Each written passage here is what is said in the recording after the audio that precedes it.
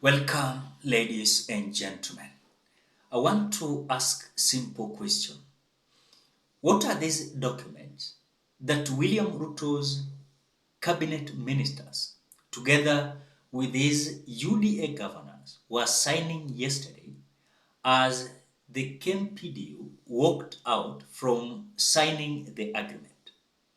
Was this an agreement signed in between this Kenya Kwanza government with the KMPDU, or was it a document that was to be signed in between the Kenya Kwanza brigade? I don't understand something that is very critical here. Because yesterday we were told that yet this KMPDU walked out from the meeting that was organized by the government of the day, and we're being told that according to the statement of the Secretary General, said that they were being forced to sign the same things that does not have clear highlights, and also what they must understand, even if they are pending their signatures, these are the issues that are going to be implemented. These are issues that are not going to be implemented. So according to the Secretary General of KMPDU, it can be discussed. So it was a matter of question. You either do it or do it. And if not, there's no meeting. You will realize that the reason why they walked out was not only about money. But remember, the CBA they signed 2017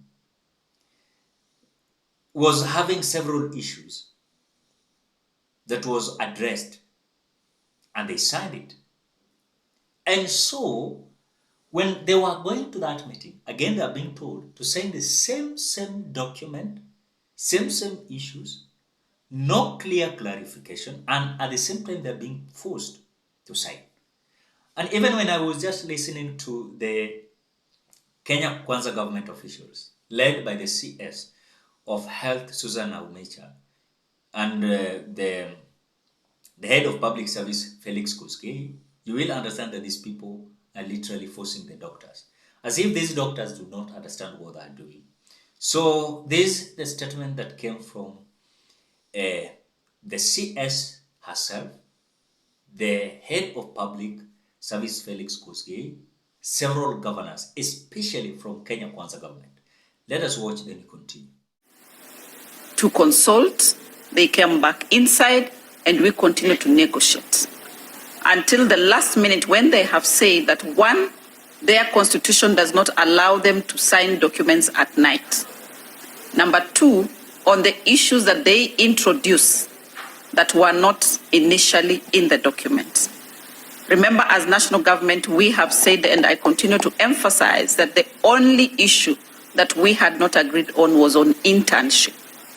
And the court yesterday did direct that the issue of internship be consolidated with the matter in court in Eldoret and be held in abeyance unless parties are able to discuss. So that is the issue that then they have come back to reopen and negotiate on it. The other issue that they have brought that was not there initially is that they want government to pay salaries to self-sponsored registrars. That as a doctor, you sit and say, now you want to go for masters, and you say you'll pay for yourself. So you get admission to a university, and now they're asking that we pay those doctors. I think as a government, a responsible government, we have a duty to ensure that patients are being served. And that is what we'll continue to do.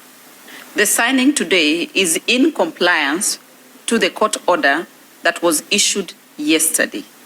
The judge ordered that, can you now sign the documents properly? Because the early agreement we had initialized as a show of progress and a show of agreement of minds. So it's the same document that we have now fully signed so that it can be deposited in court, and the judge ordered that it be deposited by 9:30 a.m. on Monday. We have been seated here, had a whole discussion, but when they came with a completely different document. We were in the Senate yesterday. The issues they raised today are different from the issues they raised in the Senate yesterday. So clearly there is a very consistent trail of dishonesty from the part of KMPDU and shifting goalposts. At the very tail end of the discussion today, they told us that they are willing to sign this document on Monday, having had these discussions for the last almost 7 hours.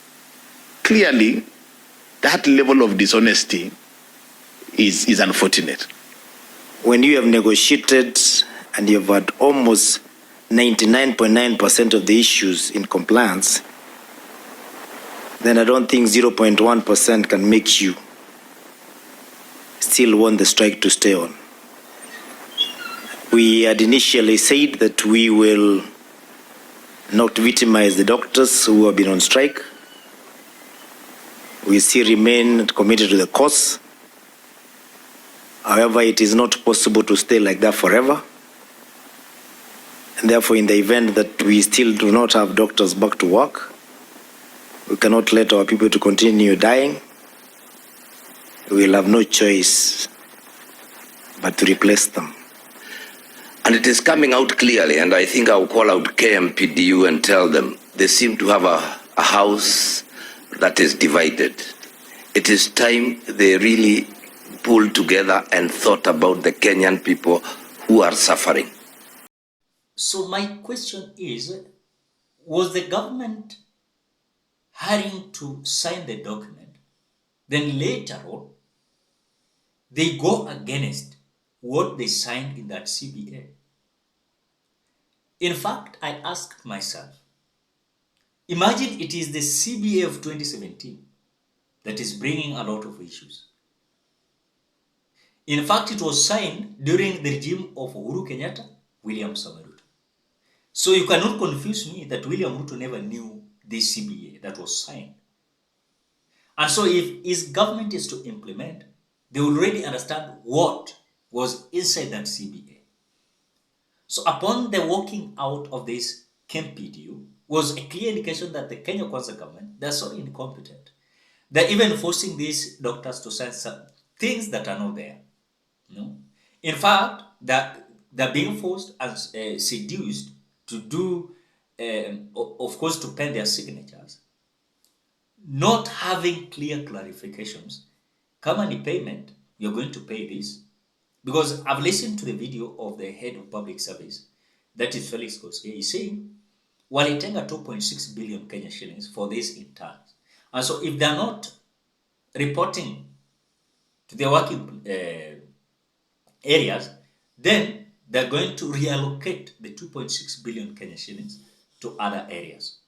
So the question is, were they signing the CBA to resolve this issue of doctor strike once and for all?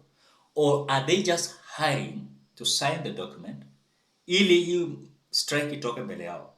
Maybe that was the reason. So for me, I don't think if these people are having good faith, having meeting with these doctors. You can even see the body language. You can see even their statements. It is so corrupt.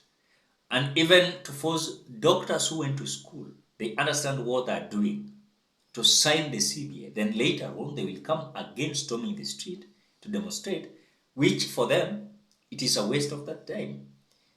In fact, the Secretary General of KMPDU, Atela, has come out to write a letter to all doctors across the Republic of Kenya that it is not yet done.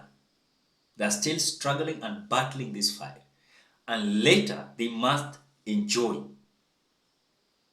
And the CBA must be respected. So we are looking forward again for another phase 2 strike of doctors across the Republic of Kenya, as William Ruto's mission to seduce these doctors is eventually failing. Ladies and gentlemen, what do you think? Drop your opinion at the comment section below.